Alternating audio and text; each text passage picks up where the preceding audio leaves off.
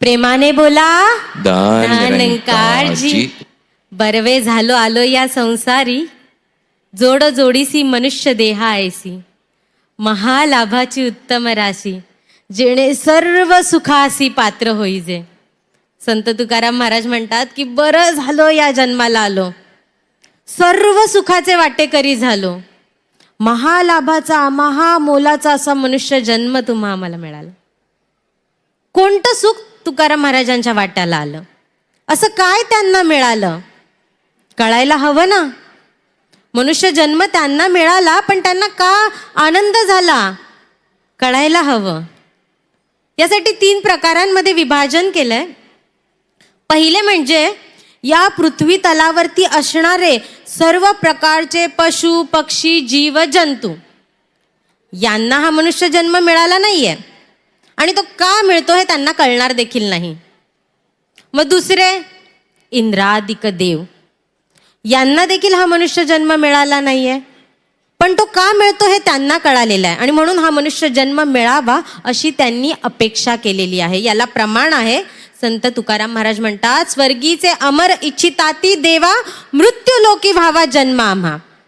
या मनुष्य जन्म आम्हाला मिळावा अशी त्यांनी इच्छा केलेली आहे.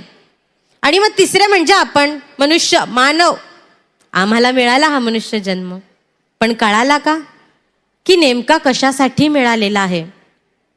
पैसा बंगला गाडी हे सर्व मिळवण्यासाठी जर हा मनुष्य जन्म मिळाला असता तर मरणानंतर यापैकी काहीच सोबत येत नाही. संपूर्ण अवतारवाणीमध्ये म्हटलंय, मिथ्या सृष्टी मिथ्या नगरी मिथ्या राजा अनसंसार, मिथ्या सारे सगळे सोयरे, मिथ्या असे सर्व परिवार, मिथ्या सारे महाल माड्या, ज्यावर करीशी तू अभिमान, अवतार हे सारे आहे मिथ्या, ठेवशील तुझ्यावर ध्यान.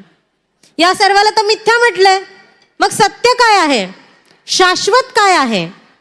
आणि हे जर कळायचं असेल तर जीवनामध्ये पूर्ण सद्गुरू येणं गरजेचं आहे. कारण मनुष्य जन्म धारण केल्यानंतर मनुष्याचं पहिलं कर्तव्यच आहे की पूर्ण सद्गुरूला शरण जाणं.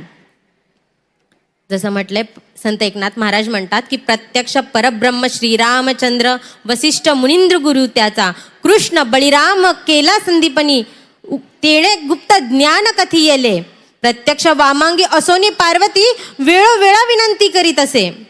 भगवान श्रीकृष्ण भगवान श्रीरामजी हे देखील सद्गुरूला शरण गेले होते. का? संपूर्ण माणसाला हे कळावं की बाबा जेव्हा मनुष्य जन्म घेतला आहे, मनुष्य देह धारण केला आहे, तर जीवनामध्ये सद्गुरू करणं गरजेचंच आहे. आणि म्हणून सत्संगजी जीवनामध्ये पूर्ण सद्गुरू येणं गरजेचं आहे. पूर्ण यासाठी म्हटलंय कारण जसं म्हटलं, एक वेदाध्यायन गुरु, एक व्याख्यान दानी उदारू, एक ज्योतिष ज्ञानी गंभीरू, परी ते सद्गुरू न म्हणती ज्ञाते, एक आगमोक्त मंत्र उपासती, जप करावा विधान युक्ती, मग काही होईल निज प्राप्ती, हे न कळे निश्चिती गुरु शिष्या. वेदांचा अभ्यास करणारे, वेद पठण करणारे किंवा शिष्यांकडून करून घेणारे देखील भरपूर आहेत. आपल्या वक्तृत्व शैलीने समोर असणाऱ्या हजारो लाखो श्रोत्यांचं मत परिवर्तन करू शकतील असे देखील भरपूर आहेत. आपल्या अभ्यासाद्वारे अचूक वर्तमान सांगू शकतील असे देखील आहेत. आसन शिकवणारे, मुद्रा शिकवणारे असे देखील भरपूर आहेत. परी ते सद्गुरू न म्हणती ज्ञाते, यांना सद्गुरू म्हटलेलं नाहीये. मग सद्गुरू कुणाला म्हटलंय? तरी जो काया वाचा म्हणे, अति कृपाळू दिना कारणे, तोडी शिष्याची भवबंधने उठवी ठाणे अहंकाराचे.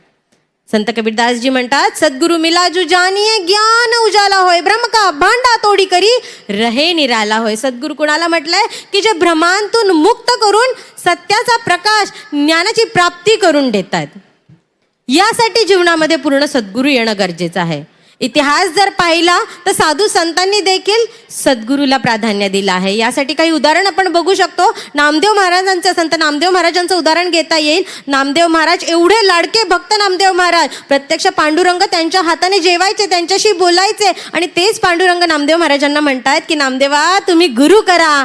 आणि मग संत नामदेव सद्गुरू खेचर स्वामी यांना शरण गेले आणि जळी स्थळी भरलेल्या पांडुरंगाच्या वास्तविक सत्य स्वरूपाचं दर्शन त्यांना झालं.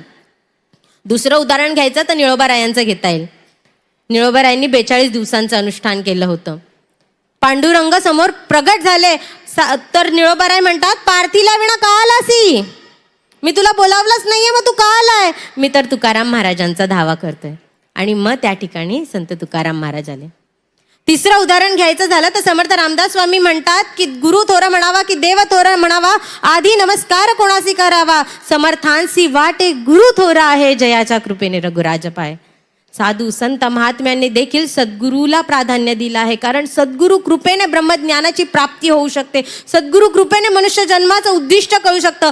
परंतु आज माणूस पुरातन रूढी परंपरा यांनी एवढा ग्रासला गेलेला आहे की तो स्वतःलाच भ्रमांमध्ये अडकवून ठेवतोय. संपूर्ण अवतारवाणीमध्ये म्हटलंय, कर्मकांड आचरुनी मानवा बंधनात बंदी होतो, कोळी आपरी जाळे विडुनी जीव आपला गमवितो. आज माणूस स्वतःलाच भ्रमांमध्ये अडकवून घेतोय, बंधनांमध्ये अडकवून घेतोय. अंत नसलेल्या विस्तारित परमात्म्याला तो पाहतच नाहीये. गगनासारिखे ब्रह्म पोकळ, उदंड उंच अंतराळ, निर्गुण निर्मळ निश्चळ सदोदित, त्यास परमात्मा म्हणती आणिक नामे नेणू किती, परी हे जाणी जे आधी अंती, जैसेची तैसे. या परमात्म्याच्या वास्तविक स्वरूपाला जसंच्या तसं जाणणं गरजेचं आहे. परंतु समर्थ रामदास स्वामी म्हणतात, जया मानिला देव तो पूजित आहे, परी देव शोधून कोणी न पाहे, जगी पाहता देव कोट्यान कोटी, जया मानिली भक्ती जेतेची मोठी.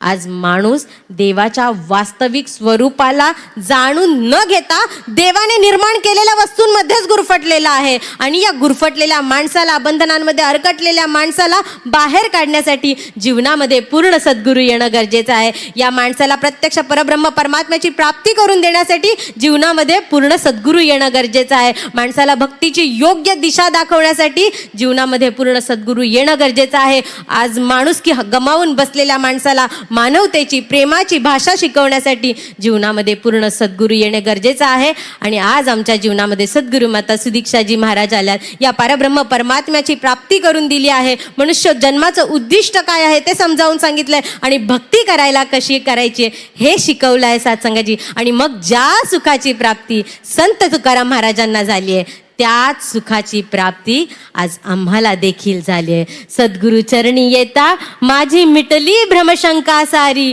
मुक्त जाहले मन चिंतेतून तेज दिसे दश दिशांतरी, मुक्त जाहले मन चिंतेतून तेज दिसे दश दिशांतरी. प्रेमाने बोला, धन्य निरंकार जी. सत्संग